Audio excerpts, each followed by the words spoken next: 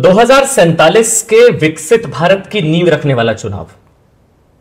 आप कह सकते हैं कि भारत को तीसरी सबसे बड़ी अर्थव्यवस्था की गारंटी वाला चुनाव, तीसरी सबसे बड़ी आर्थिक महाशक्ति बनाने वाला चुनाव।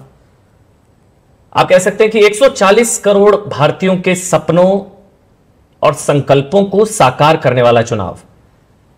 और शायद जो प्रधानमंत्री ने खुद कहा कि यह चुनाव एक सांसद या सरकार चुनने के लिए नहीं है, यह आने वाले भारत के 1000 साल की नींव रखने वाला चुनाव है।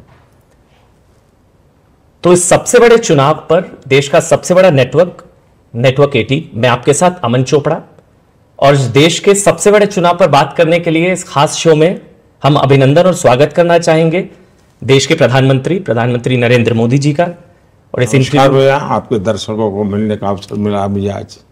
बहुत बहुत धन्यवाद सर। मेरे साथ मेरे सहयोगी अमिताभ सिन्हा, अमन शर्मा और पायल मेहता मेरे साथ रहेंगी। बहुत बहुत धन्यवाद सर, आपने समय निकाला। सवाल बहुत है, लेकिन पहला सवाल दरअसल यह कि 2014 में 300 की बात की गई थी, 300 पार या 300 की, 300 आई। 19 में 350 की बात की गई, 350। अब 400 पार की बात की गई है, दावा है 400। तो सर रफ्तार यही रहेगी तो फिर 29 में फिर 450 पार की बात होगी। मतलब ये सवाल मैं गंभीरता से इसलिए पूछ रहा हूं क्योंकि हम लोग जब फील्ड में हैं, अब चर्चा यह है कि मोदी 400 पार हो रहा है नहीं हो रहा है। हार जीत की शायद संभवतः बात कम हो रही है। अब सवाल एक ही है कि 400 पार हो रहे हैं मोदी या नहीं हो रहे। आपका एनालिसिस सर। एक तो आपके सवाल को मैं गंभीर ही मानता हूं, मैं कोई लाइट नहीं मानता हूं, और इसलिए मेरा जवाब भी बड़ा गंभीर ही रहेगा।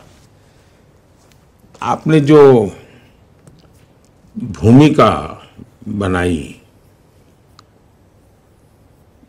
इतिहास में कुछ ऐसी घटनाएं होती हैं जो 1000 साल के भविष्य को तय कर देती हैं, और दुनिया के इतिहास में ऐसा हुआ है। मेरे देश में मैं देख सकता हूं कि ये समय ऐसा है कि इस समय होने वाली सभी सकारात्मक चीजें और सभी सकारात्मक शक्तियों को एक आने से 1000 साल के भविष्य की दिशा तय हो जाएगी, और वो भी सकारात्मक होगी। ये मैं बड़े विश्वास के साथ कह रहा हूं। और इस अर्थ में ये चुनाव कई प्रकार से महत्वपूर्ण है।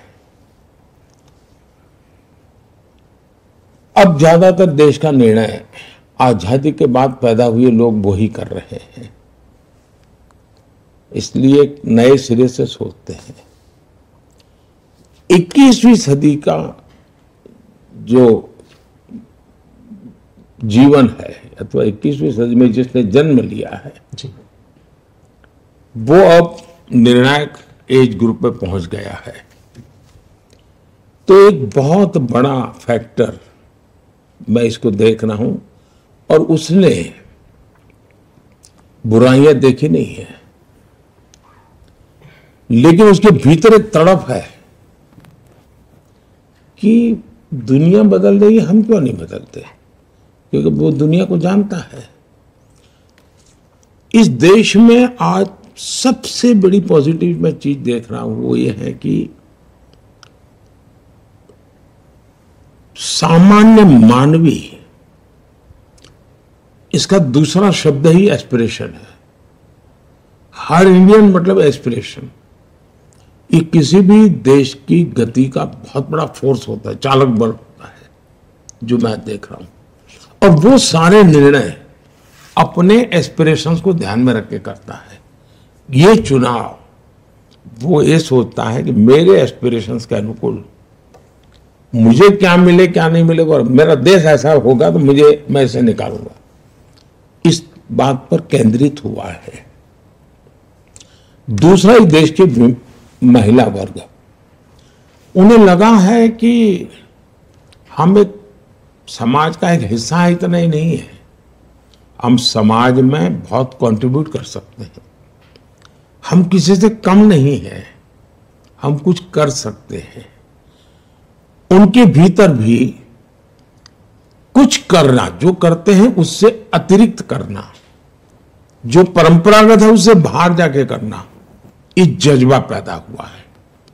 तो मेरे 30-35 से कम आयु वालों का एस्पिरेशन और देश की 50% मातृशक्ति का इस जज्बा, एक ऐसा कॉम्बिनेशन है जो 1000 साल की नींव रखने के लिए प्रतिबद्ध है। और इसलिए मैं कहता हूं, ये चुनाव देश की जनता लड़ रही है, पूरे चुनाव की ओनरशिप देश की जनता की है। कौन नेता क्या बोलता है, क्यों बोलता है, इसका कोई महत्व मैं नहीं देख रहा हूं जी, क्योंकि जनता मन बना चुकी है। अब छोटे छोटे बच्चों के मैं इंटरव्यू टीवी पे, सोशल मीडिया पे देखता हूं, वो कहते हैं ये होने वाला है, ये होने वाला है। इसका मतलब ये सब कुछ ड्रिवन बाय सोसाइटी है, समाज के द्वारा। और इसलिए मुझे विश्वास है कि इस बार मजबूत सरकार, स्थिर सरकार, 400 पार वाली सरकार, निर्णायक सरकार, भविष्य की तरफ जाने वाली सरकार, ये मैं देख रहा हूं। मोदी जी, मैं जब आप बात करते हैं 400 पार का और कि बीजेपी 370 के पार जाएगी, एनडीए 400 के पार जाएगा, तो इसमें थोड़ा मैं अगर स्पेसिफिक्स में आपको लेके जाऊं, कई स्टेट्स ऐसे हैं, यूपी हो, बिहार हो, राजस्थान हो, छत्तीसगढ़ हो, मध्य प्रदेश हो, इसमें बीजेपी एक तरह से सैचुरेट पिछले इलेक्शन में कर गई, तकरीबन पूरा स्वीप हुआ। तो ये जो गेन्स हैं, जो 303 से 370 की जो जर्नी आप कह रहे हैं कि होगी, ये गेन्स आप किन स्टेट से देख रहे हैं? क्या ये दक्षिण भारत से आएगा, क्या ये बंगाल से आएगा, उड़ीसा से आएगा, आंध्रा तेलंगाना से आएगा? आपका थोड़ा अगर माइक्रो असेसमेंट हमें मिल पाए कि कैसे बढ़ेगा। देखिए, मैं गुजरात से आता हूं, तो गुजरात में हम कई समय से लगभग 2/3 मेजोरिटी से लेते थे। तो सोचने वालों का भी एक स्टैग्नेंसी जैसा हो गया था, उससे अधिक सोच ही नहीं पाते थे। अब मेरे से जब बात करते थे, क्या मोदी जी अब 2/3 मेजोरिटी, 3 दशक हो गए, मैंने कहा क्या बात करते हो जी, मुझे बहुत कहा। और जब 156 हम जीत के आए उनके लिए अचरज था। अब ये 156 कहाँ से निकले? ये तो कागज लेके बैठोगे तो नहीं दिखावा बैठेगा। अगर आपको लगता है कि इतना सारा सैचुरेशन होगा, क्या होगा, मैं देखूंगा कि राजस्थान में मेरे अगर 25,000 बूथ है, पिछली बार मैं अगर 5,000 बूथ में पीछे था, तो इस बार मैं 5,000 में हूं या 3,000 में हूं या 2,000 में, मेरा हिसाब किताब अलग है जी। तो इसलिए मेरे लिए कोई चीज अंतिम नहीं है, मैं लगातार उसमें भी नया।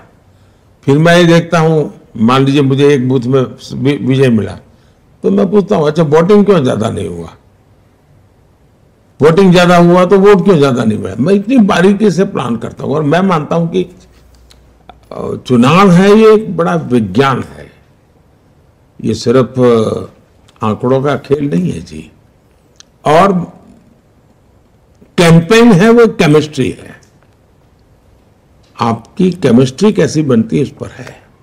और इसलिए मेरे लिए अगर नंबर में आपको लगता है कि इस राज्य में तो कुछ नहीं, तो लेकिन उसके सिवाय भी मुझे वहां बहुत कुछ लाना है। तो एक बात, जहां तक राज्यों का सवाल है, इस देश में कई राज्य ऐसे हैं कि जहां अभी भी हमारे पास स्कोप है।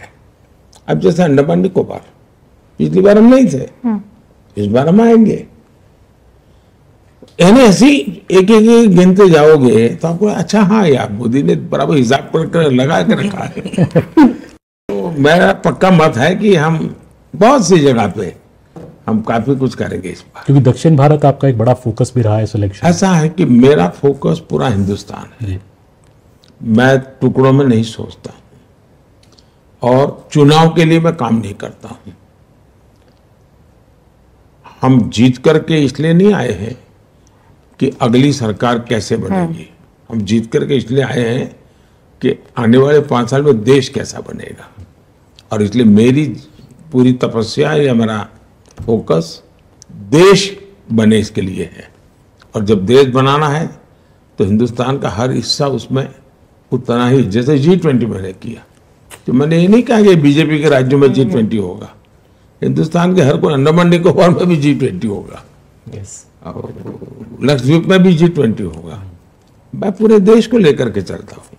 सर, इसी से जुड़ा हुआ एक सवाल है कि आप जब भी आप सत्ता में रहे हो, चाहे वो सीएम रहे हो, आप पीएम रहे, कभी उड़ती है बात कि ना खाऊंगा ना खाने दूंगा, एक नारा उठता है, भले ही आप ना देते हो, ना सोऊंगा ना सोने दूंगा।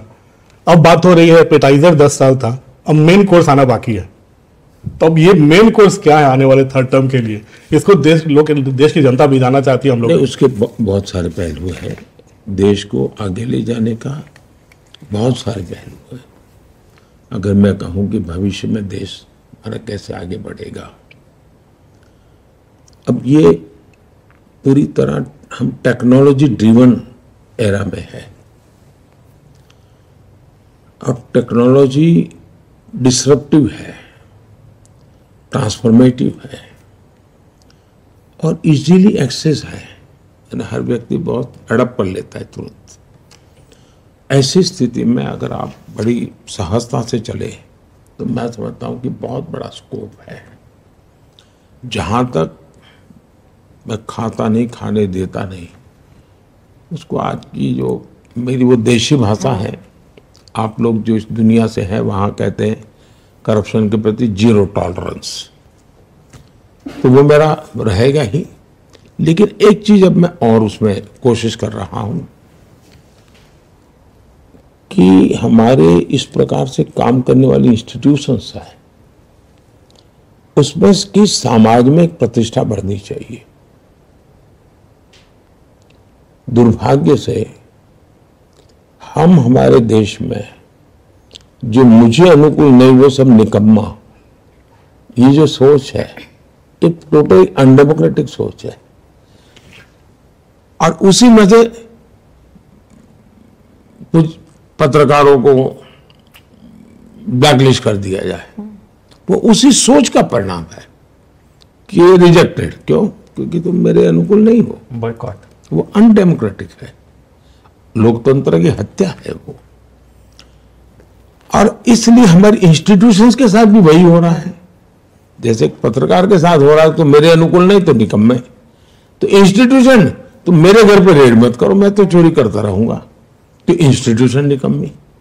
ये जो लॉजिक चला है, मैं उसका उपाय क्या? उसका उपाय यही है कि हमने ऐसी शख्सियत और ऐसे शक्तियां उसकी प्रतिष्ठा बढ़ा लीजिए। इनकी सामाजिक प्रतिष्ठा इतनी बढ़ाओ कि फिर कोई उसको हाथ नहीं लगा पाएगा। और मैं पक्का मानता हूं कि आने वाले दिनों में जब देश समझेगा कि भाई ये 2200 करोड़ रुपयों के ढेर टीवी के सामने दिख रहे हैं पहाड़ नोटों के, तो लोग देखें यार कोई तो सिस्टम होगी जिसने पकड़ा होगा, तो पता चलता है अच्छा वो इंस्टीट्यूशन है, वो संस्था है, वो संस्था है।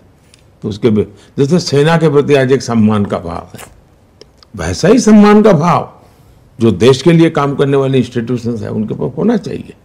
तो वो भी मेरा एक मिशन है।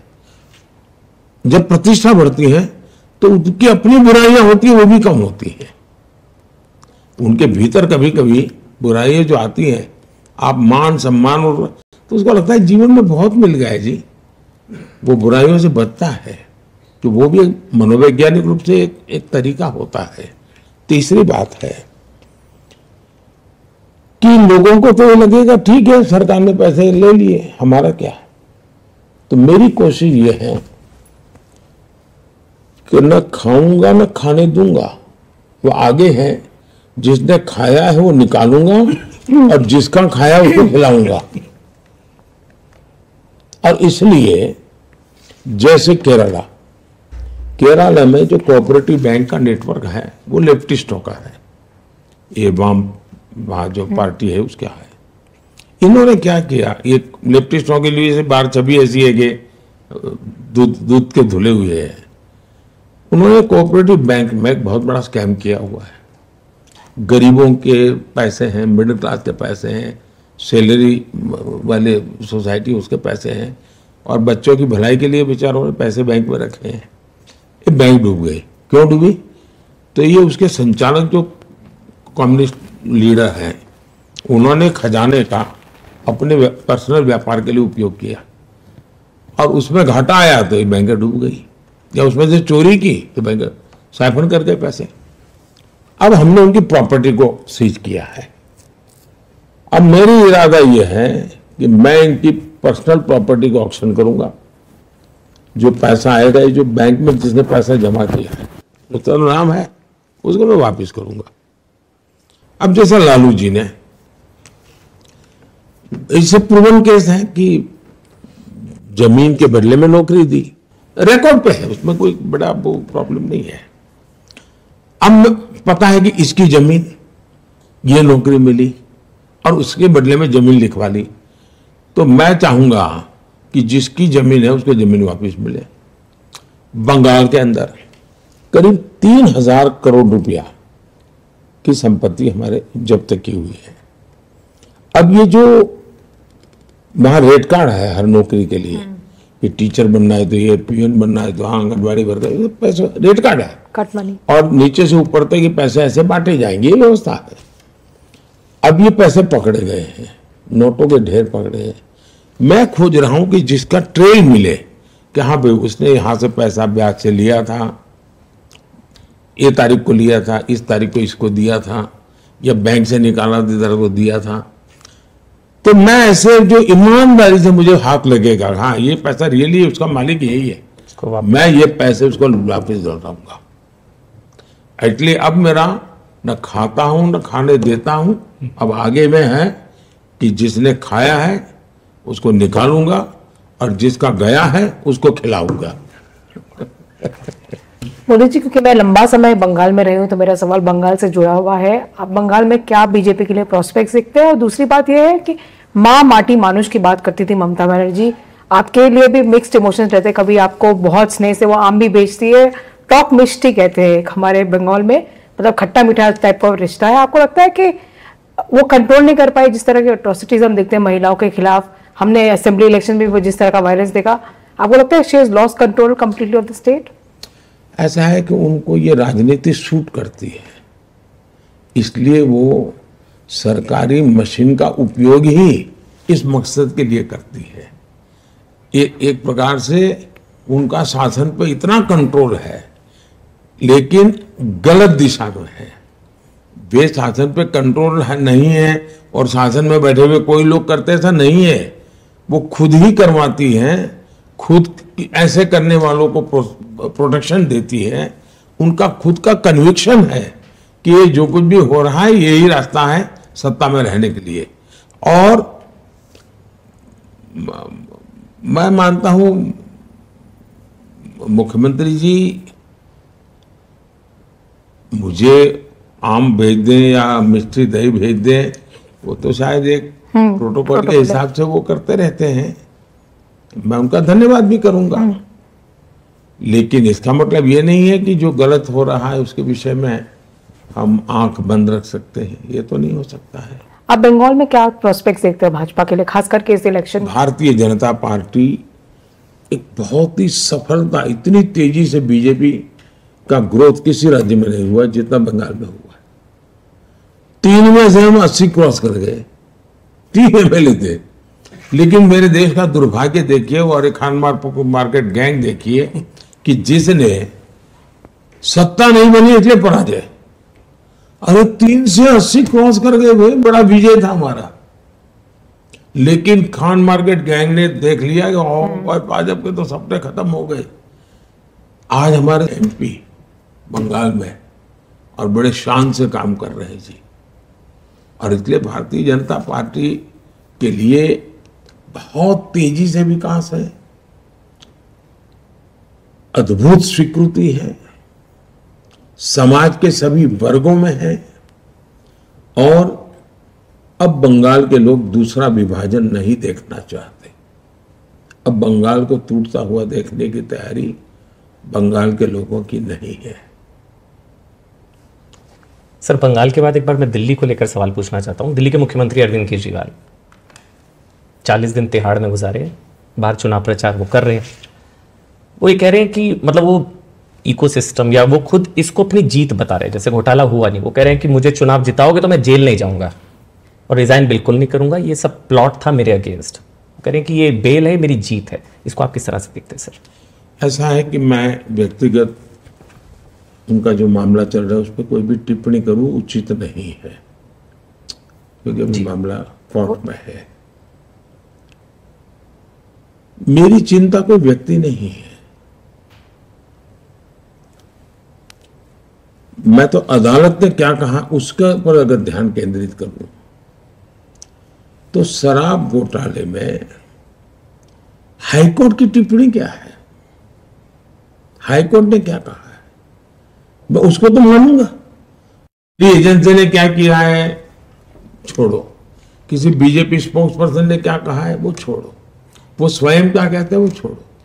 कम से कम हाई कोर्ट ने शराब घोटाले के बारे में जो कहा है और बहुत ही कड़ी टिप्पणी की है। अब चिंता का विषय ये है देश में और जो गंभीर है कि सार्वजनिक जीवन में कोई जिम्मेवारी नहीं रहेगी, अपनी खुद की बातों पर भी कोई कमिटमेंट नहीं रहेगा। सार्वजनिक जीवन में एक जमाना था, स्कूल में कोई बच्चा अगर कॉपी करता है और पकड़ा जाए तो महीने भर स्कूल नहीं आता था। उसके माँ बाप भी शर्माते थे, यार मेरा बेटा एग्जाम में कॉपी करने में पकड़ा गया था। ये स्थिति थी, यानी इन चीजों को बुरा माना जाता था हमारे समाज में। आज बेशर्मी के साथ सजा जिनको हो चुकी है, जिन पर गंभीर आरोप लगे हैं, उनको कंधे पे लेकर के आप सार्वजनिक रूप से नाच रहे हो, ये जो पतन हुआ है वो चिंता का विषय है। मुझे कोई पर्सन से लेना देना नहीं है।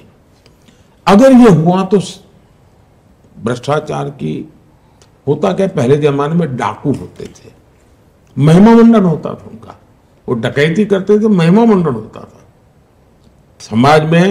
अखबारों में भी मैं जो पहले के जमाने में दो पेज स्टोरी, कवर स्टोरी मिलती थी उनको कि ऐसा ऐसा उसका तो जीवन ऐसा, वो तो ऐसा कर सकता है, और वो बड़े बन जाते थे। दुर्भाग्य से अब राजनेताओं को ये बेनिफिट मिलने लगा है कि इतना भ्रष्ट लोगों का। मैं तो हैरान हूं कि कोई अखबार वाला किसी भ्रष्ट व्यक्ति का इंटरव्यू लेने जाए।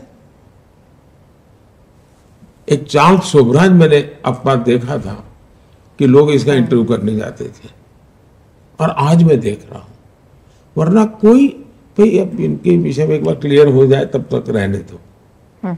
ये पतन है समाज जीवन का, मेरी चिंता वो है। मोदी जी, कोई भी लीडर हैं जो प्रधानमंत्री 2 बार रह लें, थोड़ी बहुत एंटी इनकम्बेंसी आ जाती है। इस देश में 3 बार सिर्फ नेहरू जी चुनाव जीत पाए, पर आपके खिलाफ ग्राउंड पर जब हम जाएं तो लोग भी कहते हैं, बीजेपी के लोग भी कहते हैं कि एक प्रो इनकम्बेंसी है। तो 272 जब पार हुआ 2014 में, तो लोगों ने कहा मोदी जी की आंधी है देश में। अगर अब 370 पार हो रहा है तो ये क्या है? आपको लगता है आपकी लोकप्रियता भी चरम पर है, और ये प्यार क्यों है लोगों का? मैं कोई लोकप्रियता के लिए काम नहीं करता हूं, और नहीं मेरे पास मेरी लोकप्रियता नापने का कोई मानदंड है, मेरे पास नहीं है। लेकिन मैं काम क्या करता हूं उसका एनालिसिस होना चाहिए। मेरे काम में और औरों के काम में फर्क क्या है? आमतौर पर जो सरकारें चलती थी वो विज्ञान भवन में फंक्शन करो, फीता काटो, दिया जलाओ, अखबार में एडवर्टाइजमेंट दो, मीडिया को लीक करो, स्टोरी बनवाओ, और उनको लगता है देश चलता है। और ज्यादातर सरकारें उसी मिजाज में रही। कांग्रेस का पतन बहुत कम समय में हुआ था जी। देश आजाद होने के बाद चौथा चुनाव आते आते कांग्रेस ध्वस्त हो चुकी थी। संयुक्त विधायक दल बना, लेकिन कांग्रेस ने इस देश में किसी पार्टी को खड़े ही नहीं होने दिया। उन्होंने खुद ने देश के लिए करने के बजाय विरोधी दलों को खत्म करने में ही अपनी शक्ति लगाई, इसलिए ऑल्टरनेट खड़ा नहीं हुआ। अदरवाइज 67 के चुनाव में ही देश उनको रिजेक्ट कर चुका था। हिंदुस्तान में आप देखिए, सरकारों के अलग अलग मॉडल अब देश के सामने आ चुके हैं, और मैं तो मानता हूं ये केस स्टडी का विषय है। कोई यूनिवर्सिटी करे, कोई मीडिया करे, कोई मीडिया पर्सन किताब लिख सकता है। देश ने एक कांग्रेस का मॉडल देखा है, देश ने लेफ्ट का मॉडल देखा है, देश ने पारिवारिक पार्टियों का भी मॉडल देखा है, जो of the family, by the family, for the family political पार्टियां चलती है, उनका मॉडल भी देखा है। देश ने मिलीजुली सरकारों का मॉडल भी देखा है, और बीजेपी सरकार का भी मॉडल देखा है। उसका एनालिसिस करना चाहिए, किसका क्या परफॉर्मेंस रहा, किसकी क्या प्रायोरिटी रही, किसने किसके लिए काम किया। एक 100-200 पैरामीटर तो आप देखेंगे, द बेस्ट परफॉर्मेंस वाला मॉडल बीजेपी का मिलेगा आपको। और जब परफॉर्म करते हैं आप, तो सामान्य मानव का विश्वास बढ़ता है। फिर एंटी इनकम्बेंसी किस बात की होती है कि एक ऐसी सरकार, मेरा ये नहीं हुआ, हर एक का होता नहीं है। प्रो इनकम्बेंसी में कोई हर एक का हो गया ऐसा नहीं होता है। लेकिन आज पब्लिक मीटिंग में जाके मैं कहता हूं भाई आप लोग चुनाव में जो करते हो करते रहना, लेकिन मेरा एक काम करना। और कहता हूं मैं कि कहीं आप जाए, झुग्गी झोपड़ी में कोई रहता है, सब मिले, या कोई कच्चे घर में रहता है, उसका नाम पता लिख करके मुझे भेज देना, क्योंकि हम जो मकान बना रहे हैं 4 करोड़ दिए हैं, लेकिन अभी भी कुछ लोग छूट गए हैं, और मैं नहीं चाहता हूं कोई छूट जाए। तो मैं 4 जून के बाद मेरी नई टर्म में मैं उनको मकान देना चाहता हूं, 3 करोड़ मकान बनाना चाहता हूं। आप अगर कोई नजर में आ जाए, तब उसका विश्वास पैदा होता है कि आदमी वोट भी मांग रहा है, लेकिन साथ में काम भी कह रहा है, यार मुझे तो, मेरा तो जान है, 3 करोड़ घर बना के दे रहा है। विश्वास पैदा होता है। अब डिलीवरी जब करते हैं, और मेरी सरकार की सबसे बड़ी ताकत है, जो हिंदुस्तान की सभी सरकारें कभी मुझे कॉम्पीट नहीं कर पाई, कोई पॉलिटिकल पार्टी गुजरात में भी कॉम्पीट नहीं कर पाई, वो है लास्ट माइल डिलीवरी। मैं योजनाएं जिसके लिए बनाता हूं उसके लिए, और मेरा इसके लिए काम करने का मेरा तरीका है। मैं एक उदाहरण देता हूं। मैं जब गुजरात में था तो मैंने अलग अलग स्तर के एक 20-22 अफसरों को बुलाया। कुछ सीनियर मोस्ट थे, कुछ एकदम जूनियर थे, कोई मिडिल लेवल को 20-22 को बुलाया। तो उनको पता नहीं था मैंने क्यों बुलाया, बिठाया सबको। तो मैंने सबको एक पैड दिया लिखने के लिए, वो लेकर के ही आते हैं डायरी, मैंने कि उनको दिया। मैंने कहा मुझे आप बताइए कि एक वीडियो है, गांव में रहती है, अनपढ़ है, और सरकार की ये स्कीम है, उसकी वो हकदार है। उसको ये प्राप्त करने के लिए स्टेप 1 क्या करना, स्टेप 2 क्या करना, 3 क्या करना, 4 करना, कैसे करना, कहाँ जाना, मुझे आपकी मैंने डायरी दी, इसमें लिख करके बताओ। मैंने उनको कहा लिखो। यू बी सरप्राइज, सबके सब फेल हो गए। फिर मैंने कहा, मैं कुछ वो नहीं, बड़े प्यार से बात करता था।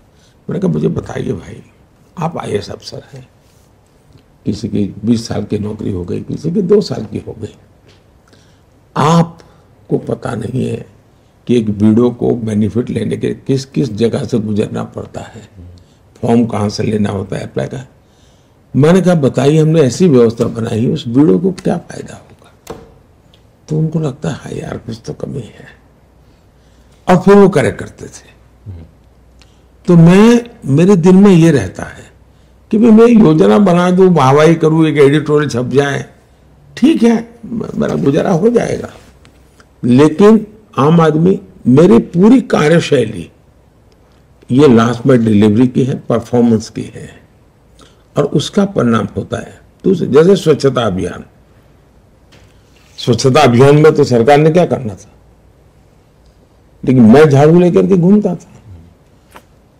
छोटा सा बच्चा भी अपने दादा को कहता है कि दादा मोदी जी ने ना कहा है। चीज को छोटी मत मानिए जी। आज के युग की बहुत बड़ी घटना है। इसी के लिए आप लोगों का शब्द है प्रो इनकम्बेंसी, और इसके लिए तपस्या करनी पड़ती है, खपना पड़ता है, और निस्वार्थ भाव से कोई कुछ भी कहे सो हमने अच्छा करना है तो करते रहना चाहिए। वो देश देखता है जी, जनता जनार्दन ईश्वर का रूप है, उसको सब समझ होती है। तो मुझे आज तक मेरे जीवन में यही बेनिफिट मिला है। सर इसमें थोड़ा सा मेरा रीजनल एस्पिरेशन जाग रहा है। मैं बिहारी हूँ और सर आपने जितना बिहार की जनता को आप पर भरोसा है, बिहार में जब बाढ़ आई थी आपने नाव भेजे थे, रसद भेजी, बम फट रहे थे, आप गांधी मैदान में वहाँ पर खड़े थे, हम लोग वहाँ पर मौजूद थे। सर आपके रोड शो में मैंने पिछले हफ्ते देखा पटना में, ऐसी अद्भुत भीड़, मैंने तो मुझे लगता है जेपी मरे थे 77 में, मैं छोटा था, गांधी मैदान भी उतना नहीं भरा था जितनी भीड़ उस दिन आ गई थी। तो एक भरोसा है जनता को वहां पर, लेकिन बिहार लगातार पिछड़ा जा रहा है। हम जैसे बिहारियों की सबसे बड़ी चिंता है कि वापस जाने की सोच भी नहीं पाते, अपने घर जाने का, गांव जाने का। क्या है आपके पिटारे में, क्या आश्वासन है बिहार की जनता के लिए? मोदी भरोसा क्या है वहां की? मैं बताता हूँ जी। देखिए, अब बिहार छोड़ दीजिए, मेरा 2013 का भाषण है, 2013 का। तब मैं प्रधानमंत्री कैंडिडेट भी नहीं था, मैं मेरी पार्टी के इलेक्शन कैंपेन का चीफ था, और दिल्ली में ही मेरा एक भाषण था। उसमें मैंने कहा था कि हिंदुस्तान के उज्जवल भविष्य के लिए हमें भारत के पूर्वी भारत को डेवलप करना होगा, और पहला टारगेट होना चाहिए कि उसको पश्चिम के बराबरी में लाना। पश्चिम मतलब गोवा, गुजरात, महाराष्ट्र, पंजाब, हरियाणा, कर्नाटक, पूरा। और अब देखिए, हिंदुस्तान को दो हिस्से दिखेंगे आपको। राइट साइड का जो हमारा पूर्वी भारत है वो समृद्ध भारत है, सारी हमारी खनिज संपदाएं हैं, नेचुरल प्रॉपर्टी सारी वही है, पानी तो वहां, ह्यूमन रिसोर्स तो वहां, कोयला तो वहां, आयरन ओर तो वहां, सब कुछ वहां है। वहां गरीबी है, और यहां पर अब जैसे गुजरात, उसके पास नमक के सिवा कुछ नहीं है, वहां एक भी डायमंड नहीं है, लेकिन दुनिया में 10 में से 8 डायमंड किसी न किसी गुजराती का हाथ लगा हुआ है। तो ये ऐसी स्थिति क्यों? तो मेरा 13 का भाषण है कि हमने पूर्वी भारत को डेवलप करना चाहिए। और आपने देखा होगा जो हमने बिहार में इंफ्रास्ट्रक्चर का काम किया है, आपने देखा ब्रिज के काम लंबे अरसे से अटके हुए थे, इंडस्ट्री के लिए लॉ एंड ऑर्डर की सिचुएशन जो है उसकी चिंता करना, यानी ऐसे हर विषय पर बल देना। हमने गैस पाइपलाइन का काम किया है, ये गेम चेंजर बनेगा, इंडस्ट्री को बहुत बड़ा सस्ता फ्यूल मिलेगा, वो जाएंगे। वहाँ के एग्रीकल्चर को भी हम मोड़ सकते हैं, उस दिशा में हम बढ़ देंगे। आज देखिए जी, बिहार का युवा सबसे ज़्यादा टैलेंटेड मिलेगा आपको, किसी भी फील्ड में जाइए, आपको ऐसे हाथ लगाओ तो 2 बिहारी बच्चे मिल जाएंगे। और वो ऐसे ही घर से निकले हुए लोग नहीं है, सामर्थ्यवान लोग हैं। मेरे राज्य में अगर मैं गुजरात का देखो, IAS IPS कैडर में किसी एक राज्य के सबसे ज्यादा कहाँ थे तो बिहार के थे। इसका मतलब परमात्मा ने उनको बहुत सामर्थ्य दिया है, और किसी जमाने में तो विश्व का नेतृत्व उस भूमि में से हुआ है, तो उसमें तो कोई कमी नहीं। हम इसलिए मैं झारखंड हो, पूर्वी यानी उत्तर प्रदेश हो, बिहार हो, असम हो, बंगाल हो, इस पर हमारा पूरा बल है। इंफ्रास्ट्रक्चर को बल दो, वहाँ जो नेचुरल रिसोर्सेज हैं उसका वैल्यू एडिशन करो, स्किल डेवलपमेंट करो, ये सारे रास्ते, और जो मैं ऑलरेडी कर रहा हूँ, इसके कारण बहुत ही फायदा होगा। मेरा एक सवाल थोड़ा सा हटके है। प्रधानमंत्री जी, आप इतनी मेहनत करते हैं, इतना काम करते हैं, पर बहुत मेटिकुलस होता है आपका काम।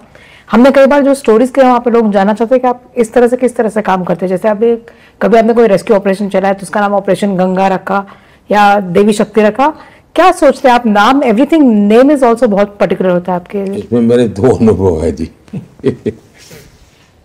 मैं जब गुजरात में था तो NCC के चीफ आए, वो तो रिटायर्ड अफसर होते हैं, वो मुझे मिलने आए, तो सारा फॉर्मल जो उनका ऑफिशियल था पूरा, बोले फिर साहब अगर आप समय दे तो मुझे पर्सनल बात करनी है।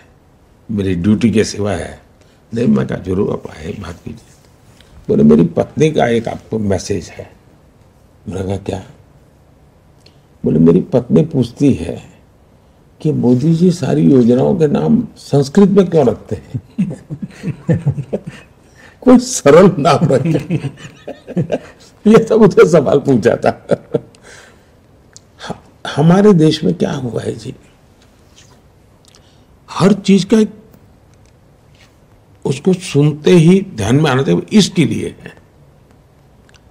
उसके साथ एक आइडेंटिफिकेशन होना चाहिए। अगर आपके घर में बच्चा पैदा हुआ और आपने कोई अलेक्जेंडर नाम रख लिया तो पूरे मोहल्ले वाले कहेंगे अरे क्या रखा है। लेकिन आपने अमन रख लिया तुमको लगा अरे यार ये तो अपना बच्चा है। हर चीज में एक अपनापन होता है जी। हमारे देश में ऐसा क्या कमी है मुझे बताइए। हम सहज से लोगों को, अब जैसे जनधन, मैंने जनधन योजना बनाई। वैसे मैं इसको उसको मैं कंपटीशन करता हूँ। मैंने स्कीम रख करके लोगों के आइडियाज मांगे थे। जैसे स्वच्छता का जो गांधी के चश्मे हैं वो लोगों ने मुझे भेजे हुए हैं। लेकिन मैं जन सामान्य को जोड़ता हूँ तो उनकी तरफ से मुझे नाम मिलते हैं। अब जनधन योजना एकदम से गरीब को लगता है सामान्य मानवी का धन। अब जैसे मैंने स्वामित्व योजना बनाई है, जो मैं ड्रोन से गांव में उनकी संपत्ति का सर्वे करके उनको सर्टिफिकेट देता हूं। अब उसकी सबसे बड़ी समस्या यह है कि मेरी जमीन के रिकॉर्ड ही नहीं है। मैं गांव से बाहर जाता हूं तो कोई कब्जा कर लेता है। हम कोर्ट कचहरी में लड़ते हैं तो मैंने जब दिया स्वामित्व, तो उसको स्वामित्व का समझ उसको बराबर है कि स्वामित्व का मतलब क्या होता है, उसको पूरी समझ है। तो एकदम से उसके साथ एडेड में हमने यूपीआई किया। यूपीआई सुनते किसी को एक था लगता है कि ये यार क्या है, तो ये पूरा नाम है भीम यूपीआई। मैंने भीम रखा है, बाबा साहब आम्बेडकर का नाम भीम है जी। और ये सबसे बड़ी करेंसी है जी। 21वीं सदी की मेरी सबसे बड़ी करेंसी भीम है। तो समाज का एक बहुत बड़ा वर्ग उसके साथ आइडेंटिफाई हो जाता है। अच्छा ये तो हमारा है जी। और इसलिए मैं मानता हूं कि हमने योजनाएं, उसी प्रकार से मुझे ऑपरेशन करता था। ऑपरेशन ऐसे नाम रहते थे जी। अब मैंने कावेरी रखा था, क्यों? तो ज्यादातर उस इलाके के लोगों को एफेक्टेड थे, उनको मुझे लाना था, तो मेरे लिए वो सूट करता था कावेरी। मैंने चंद्रयान के लिए शिव शक्ति रखा। तो मेरे मन में था कि भाई पूरे ब्रह्मांड के साथ जुड़ा हुआ कोई नाम क्या है, तो ये है। तो मैं बड़ी सरलता से लोगों को रखता हूं। इसमें एक तो मेरा अपने पास जो मेरा सॉफ्टवेयर ईश्वर ने दिया हुआ है, वो जो प्रोसेस करके निकालता है वो भी ऐसी ही चीजें निकालता है। और मैं जो क्राउड सोर्सिंग करता हूँ उसमें से मुझे ज्यादातर वैसी चीजें तुरंत मैं उसको लपक लेता हूँ। एक इसका उदाहरण सर मैं पर्सनल एक्सपीरियंस एक शेयर करता हूँ। ऑपरेशन गंगा नाम रखा था आपने, तो मैं पोलैंड में था। यूक्रेन से जिन लोगों को बचाया गया है, कपल जो था उनकी वाइफ प्रेग्नेंट थी।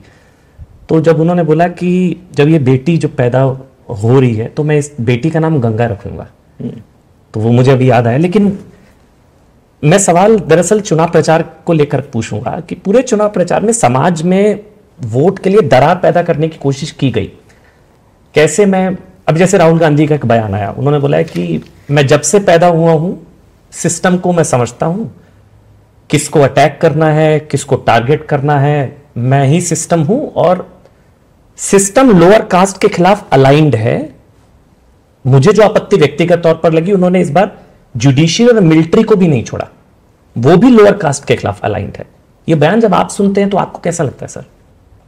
मैंने जितना इस विषय में सोशल मीडिया में मेरी नजर गई है कि उन्होंने जो कुछ भी कहा है वो उन्होंने अपने फैमिली का रिपोर्ट कार्ड रखा है, क्योंकि उनका ही परिवार 60 साल तक देश में सरकार चलाई है। तो ये जो कुछ भी बातें कर रहे हैं वो अपनी फैमिली के सोच, विचार, आचार, उसी की बात दुनिया को बता रहे हैं वो। तो एक प्रकार से तो अच्छी बात है, कम से कम उन्होंने दुनिया को बता दिया कि भाई ऐसे लोग हैं अब आप बच के रहो। दूसरा विषय है जी, मैं देखता हूं देश में राजनीति करने का कुछ सरल रास्ते जो लोगों ने खोजे हैं, और जिसमें इंडिया अलायंस के करीब करीब सभी पार्टियां फंसी हुई हैं या उनको वो सूट करता है। 3 चीजें प्रमुख रूप से उभर करके आती हैं। एक घोर सांप्रदायिक लोग है, सेक्युलरिज्म का चोला पहना है उन्होंने, बुर्खा पहना है, लेकिन वो कम्युनल ही है।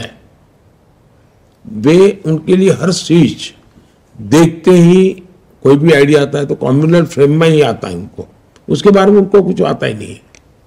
दूसरा, ये घोर जातिवादी है। तीसरा, वो एक घोर परिवारवादी है। ये 3 चीजें, ये सभी कुनबे जो इकट्ठे हुए इनके कॉमन है, उसमें कोई आप, मैं कहता हूं उसको टिक मार करके देख लीजिए, आपको मिलेगा ऐसा ही है। और समस्या की जड़ यही है, और इसलिए ये आज नहीं, पहले भी उन्होंने ऐसे ही कहा है, और जब चाहे वो बदला है उन्होंने। आपको इंदिरा गांधी का भाषण मिलेगा जिन्होंने जातिवाद के खिलाफ बहुत लंबे भाषण किए हैं, और उन्हीं के परिवार के लोग जातिवाद के ऊपर लंबे लंबे भाषण देते सुनाई दे रहे। मतलब कोई सोशल रिस्पॉन्सिबिलिटी नहीं, अकाउंटेबिलिटी नहीं, जो मर्जी पड़े जब चाहे वो कुछ भी बोलो और भाग जाओ, दुनिया को गुमराह करो, ले लो। तो मेरे जैसे व्यक्ति को जो सिद्धांतों को, आदर्शों पर, विचारों पर चलता है, उसको जरा मेहनत ज्यादा पड़ती है, और जिसको मेरा विरोध करना है उसके लिए भी सरल हो जाता है। ये तो बड़ा आइडियल है, क्या करके उसको कुछ भी विरोध करना बड़ा सरल हो जाता है। जी, राहुल गांधी से जुड़ा सर मैं एक और सवाल पूछूंगा कि ये बात देश में बहुत है कि ऑपोजिशन स्ट्रांग नहीं है, मोदी जी के खिलाफ ऑपोजिशन स्ट्रांग नहीं हो पाया। इसका एक बड़ा कारण ये भी कि ऑपोजिशन के जो नेता हैं जो कैंपेन लीड कर रहे हैं, एक तरह से राहुल गांधी हैं, 2 दशक से ज्यादा राजनीति में है, पर एक कुछ लोगों का कहना है कि वो मैच्योर उतना नहीं हो पाए, और कुछ लोग ये भी कहते हैं शायद राहुल गांधी सबसे बड़ा एक एसेट है बीजेपी का, क्योंकि वो ऐसी अब बयान देते हैं कि आपको उससे और एम्युनिशन मिलता है कांग्रेस को एक्सपोज करने के लिए। आपको लगता है राहुल गांधी की जो ये कमी है उसका देखिए, मैंने अभी तक आपके एक भी प्रश्न का जवाब किसी व्यक्ति के संदर्भ में नहीं दिया है। आपने व्यक्तियों का नाम लिया है, मैं उससे परे होकर के बात करूंगा, और मुझे वो अब मेरी मर्यादाओं का पता है। तो मैं किसी के नाम का अपना उल्लेख किया, इससे मुझे कोई लेना देना नहीं। मैं जनरल वे में आपको जवाब दूंगा।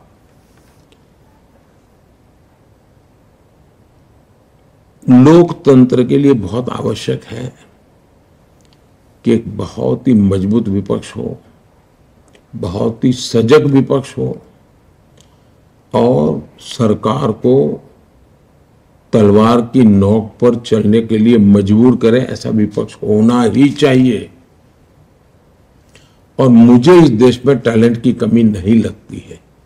इस देश में भरपूर टैलेंट है, उनको अवसर दिया जाए।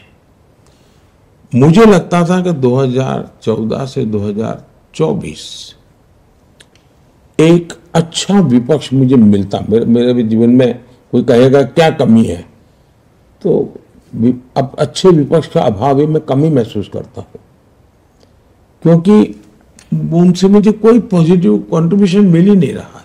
मैं तो सोच रहा था इन लोगों ने 60 साल सरकार चलाई है, तो मुझे सरकार चलाने में सुविधा होगी, मैं जाते आते पूछ लूंगा बेचारे बताइए क्या करना है क्या नहीं। प्रणब मुखर्जी साहब थे तब तक मुझे थोड़ा बेनिफिट होता था, वो अपने अनुभव मुझसे शेयर करते थे, लेकिन बाकी मुझे वो बेनिफिट मिला ही नहीं। तो मुझे खुद को ही, मेरी पार्टी के जो अनुभवी लोग थे उनसे जो मदद मिली, उन्हीं से मुझे अपनी दुनिया खड़ी करनी पड़ी। और मुझे गुजरात का बड़ा मेरा अनुभव था, वो मेरे काम आया।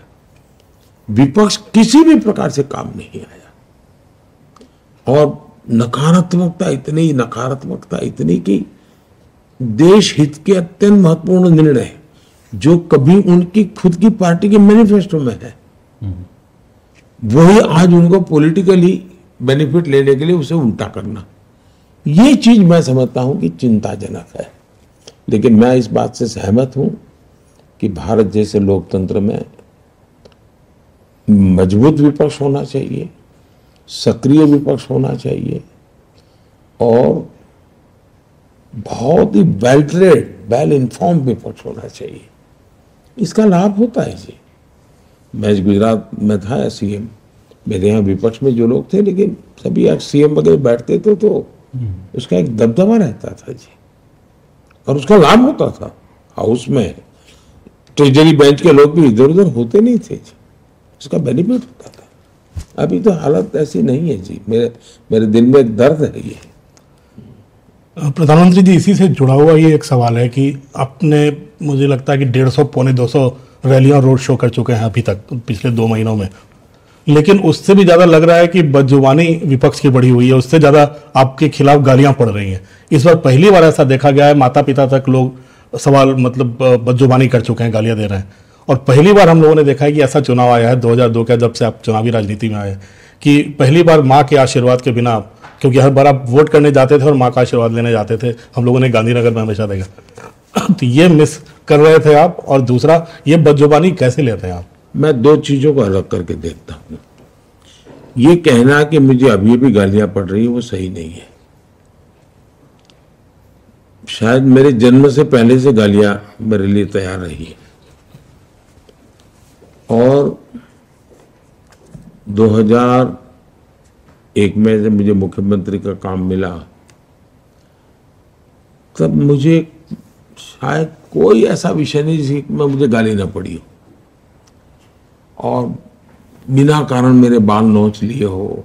उसमें सिर्फ पॉलिटिकल लोग नहीं, ये खान मार्केट गैंग पूरी, ये आपके मीडिया में जो महारथी कहे जाते हैं वो भी, आप पुराने अगर अंक निकालेंगे मैगजीन बड़े बड़े नोन, तो उसके फ्रंट पेज पे जो कवर स्टोरी है, तो किसी राक्षस को भी अच्छे से पेंट किया हो, उससे भी भद्दी तस्वीरें मेरी है। लेकिन मैं अपना आपा खोया नहीं, मैंने कभी नहीं खोया, क्योंकि उन्हीं की मजबूरी है कि उनको आज हंसता हुआ चेहरा रखना पड़ रहा है, और उनको एक साल में अगर 24 अंक निकलते हैं तो 12-15 में तो माल बेचने के लिए मोदी की जरूरत पड़ती है। तो मैं अपने कर्तव्य से लेके चलता हूं। अच्छा होगा कि लोकतंत्र में सार्वजनिक में शुचिता का पालन हो, मर्यादाओं का पालन हो, आलोचना हो, लेकिन अच्छी भी तो हो सकती है, अच्छे ढंग से भी हो सकती है। ऐसा नहीं हमसे भी कोई गलती नहीं हुई होगी, मैं नहीं कहता हूं, लेकिन हम सब ने सोचना चाहिए। मैं किसी को उपदेश दूं इसका क्या मतलब है? मोदी ने खुद ने भी कभी गलती की होगी, मोदी के साथियों ने भी गलती की होगी, लेकिन भारत में ये स्थिति ठीक नहीं है, जो हो रहा है ठीक नहीं है। मैं आपसे एक सवाल और पूछना चाहूंगी युवाओं से जुड़ा। आपने हमेशा कहा है कि जो युवा है वो हमारे आने वाले 50 साल का भविष्य तय करेंगे। तो जो हमारे खेल प्रेमी युवा है सर, आपने कई जगह पे बताया कि 2036 की ओलंपिक्स की हम बिडिंग करेंगे। सर उसकी क्या तैयारी हमारे खेल से जुड़े जो युवा हैं वो जानना चाहते हैं आपसे। बहुत ही अच्छा सवाल आपने पूछा है। जिसने G20 का पूरा बारीकी से एनालिसिस किया होगा वो इस विश्वास कर सकता है कि हाँ, अब भारत की क्षमता है, भारत की क्षमता है इन चीजों को करने की। कॉमनवेल्थ गेम के कटु अनुभव इतने थे कि लोगों को विश्वास टूट गया था, यार कुछ हो नहीं सकता है। लेकिन G20 के बाद देश का विश्वास नहीं, हम भी कर सकते। G20 का दूसरा फायदा यह हुआ कि देश के 60-70 अलग अलग स्थानों पर G20 उतने ही शान से हुई, तो देश के हर कोने में विश्वास पैदा हुआ है। दिल्ली में करते तो लगता है कि सरकारी कार्यक्रम हुआ है, लेकिन एक प्रकार से पीपल्स ड्रिवन G20 हुई। इससे कारण विश्वास बनता है कि ये देश कितने ही बड़ी चीजों को कर सकता है। और आज के युग में मेरा मानना है कि भारत है, जैसे मैं कहता हूँ मेड इन इंडिया, तो उसके पीछे मेरे मन में है कि इंफ्रास्ट्रक्चर तैयार होता है, धनी लोग खर्चा करते हैं, यहाँ रहते हैं। उसी प्रकार से मैं कहता हूँ कॉन्फ्रेंस डेस्टिनेशन इंडिया में होना चाहिए। उसी प्रकार से मैं कहता हूँ कि भाई हमारे यहाँ स्पोर्ट्स इवेंट्स होने चाहिए। और मैं आजकल छोटे मोटे, अब जैसे मैं 2029 यूथ ओलंपिक मैं चाहता हूँ कि देखो इसको, चेस का वर्ल्ड ओलंपिक मैं कहता हूँ, आपने बीच ओलंपिक्स का भी जिक्र किया। बीच ओलंपिक मैंने कहा हाँ ले आओ, 2036 हम ट्राई करें। और अभी से मैंने एक टीम बनाई है, उसको मैंने कहा है कि भाई जितने भी ओलंपिक होंगे उसमें ऑब्जर्वर के नाते 2 महीने वहाँ जाओ, स्टडी करो हर बारीकी के। और उससे भी आगे मैं बताता हूँ, मैं अटलांटा में ओलंपिक देखने गया था यूएसए में। मैं खुद खिलाड़ी नहीं हूँ, लेकिन व्यवस्थाओं को सीखना समझना मेरी रुचि है। तो मैं जाकर के देखा कि भाई इतना बड़ा इवेंट ऑर्गेनाइज कैसे करते हैं। तो मेरी प्रिय कुछ गेम में देखने जाता रहा, भारत के लोग खेल रहे तो, लेकिन पूरा समय मैं देखता था तो मैंने देखा बड़ा इंटरेस्टिंग था उन्होंने क्या किया था। और मैं कभी कभी बता, मैनेजमेंट मेरी रुचि है, चीजें सीखने का मेरा शौक है। 200-250 किलोमीटर दूर से कोई आ रहा है, कितने जो होते 200-250 किलोमीटर उसको पार करनी होगी अपनी गाड़ी, ओलंपिक स्टेडियम से 200-250 किलोमीटर, मतलब एक कार का वहां बस होगी, तो कार खाली करो, बस में बैठ जाओ। उसको जो गेम में जाना है उसका कलर, उस गाड़ी का कलर सब सेम रहता था। तो उसको पता है कि मुझे अगर हॉकी में जाना है तो मुझे इस कलर वाली बस में बैठना है, तो अपनी गाड़ी छोड़ के उस बस में बैठता है। फिर वो बस एक मेट्रो स्टेशन पर जाती थी, तो बस के लोग सब मेट्रो में उस कलर वाले डिब्बे में बैठ जाते थे। अच्छा, वो कलर वाली जब मेट्रो आती तो बैठते थे, वो सीधी स्टेडियम के पास जाती थी। मतलब कार 60 कार में से एक बस हो गई, एक बस में से 60-100 बस में से एक मेट्रो हो गई।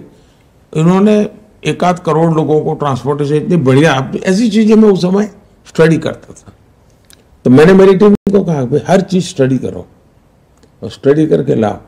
तो एक प्रकार से तैयारी, ह्यूमन रिसोर्स डेवलप करना, इंफ्रास्ट्रक्चर तैयार करना, उनकी आवश्यकताएं क्या होती है उसको समझना, at the same time Hindustan के खिलाड़ियों को तैयार करना, क्योंकि खेल मेरे यहाँ है, गोल्ड मेडल कोई और ले जाए, ऐसा तो नहीं होता। सर, हम में से किसी ने शायद सोचा भी नहीं था कि इतने मेडल आएंगे ओलंपिक्स में, पैरा ओलंपिक्स में, जिस तरह से आए पिछले। देखिए भारत के यूथ में तो दम था ही था, भारत के यूथ में तो दम था ही था, लेकिन पहले सिलेक्शन में भी संप्रदायवाद, परिवारवाद, जातिवाद हर चीज में था। वो सिलेक्शन उसके आधार पर होता था, मेरे परिवार का बच्चा है, खेले ना खेले यार जाए तो सही, यही होता था। अब खिलाड़ी है तो जिस खेल में उसकी योग्यता है, सिस्टम उसको सिलेक्ट करती है, वो मेडल लेके आ जाता है। जब ट्रांसपेरेंसी आती है तो परिणाम भी आता है। सर, आखिरी सवाल पंजाब पे मैं पूछना चाहूँगा कि आपने 3 रैली भी पंजाब में पिछले 2 दिन में की है, मैं भी पंजाब में था। पंजाब एक स्टेट है जो काफ़ी चैलेंजिंग माना जा रहा है बीजेपी के लिए, वहाँ किसान प्रोटेस्ट भी कई जगह पे हो रहे हैं। आपको क्या लगता है पंजाब की सिचुएशन के, आप फार्मर्स को मना पाएंगे वहाँ पे, जो फार्मर्स कुछ लगता है शायद नाराज हैं? पहली बात है कि पंजाब में भारतीय जनता पार्टी के लिए स्वर्णिम काल है, ये स्वर्णिम काल है। वहां जो सरकार है वो पूरी तरह विफल गई है, और पंजाब के लोग बड़े स्वाभिमानी हैं।